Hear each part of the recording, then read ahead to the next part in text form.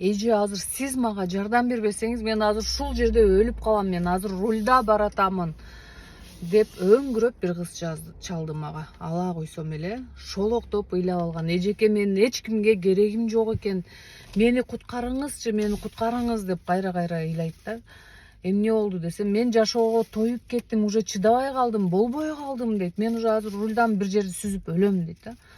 Сен өлгөндө проблема чечилетпи дедим. Сен азыр өлөсүң, хорошо, кайрадан көрдө сени жылан чаян чыгат, ошол нерсеге шашып атасыңбы дедим. Азыр 1 сааттан кийин мен сага чаламын, үйгө кирип дедим. 1 саат айын терапия алды тиги айым.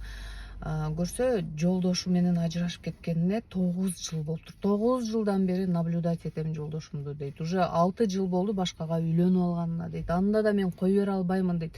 Ушунчалык жан дүйнөм страданияда жүрөм дейт. Кой бере албайм деп.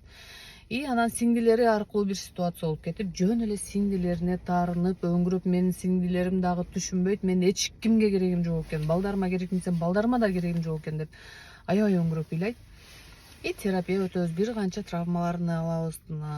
Анан кийин обратно кичинекей мезгилдеги катуу таасирленип коркуп алган ситуацияларга терапиялар жасап, обратно алып келсем, эми эмне болду десем, каткырып күлөт. Эже, мен болбогон нерсеге эле сиңдилериме эмне үчүн таарындым дейт, жолдошумду эмне үчүн мен 9 жылдык өмүрүмдү күтүп жүрдүм деп күлөт да.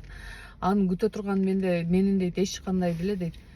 Мен аны күтө турган деңгээлдеги деле эркек эмес экен ал дейт, обычный эле адам экен дейт. Эмне үчүн мен ал үчүн ушунчалык өмүрүмдү, 9 жылдык өмүрүмдү курмандыкка чалдым экен деп аябай күлөт да. Мына ошон үчүн өлүп алардан мурда өлүмдү ойлогон учурларыңарда, керек болсо жөн эле сыгылган учурларыңыздарда сөзсүз түрдө психологко кайрылыңыздар. Себеби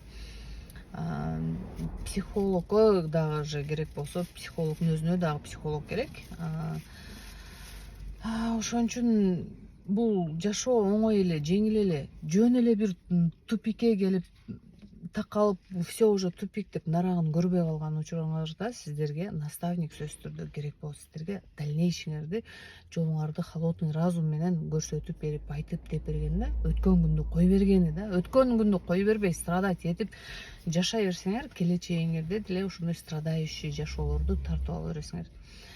Ошол үчүн шашпагыла, эч нерсе чечим чыгарууга шашпагыла да, жашооңорду өзгөртүүгө шашпагыла, өлүп алууга шашпагыла, ажырашууга шашпагыла, турмушка чыгууга шашпагыла. Эң алгач жан дүйнөңөргө түңүлгүлө, ички абалыңар менен, жан дүйнөңөр менен иштешип, ички тынчтыкка келип алгыла, анан Кудай таалам өзү жол көрсөтөт.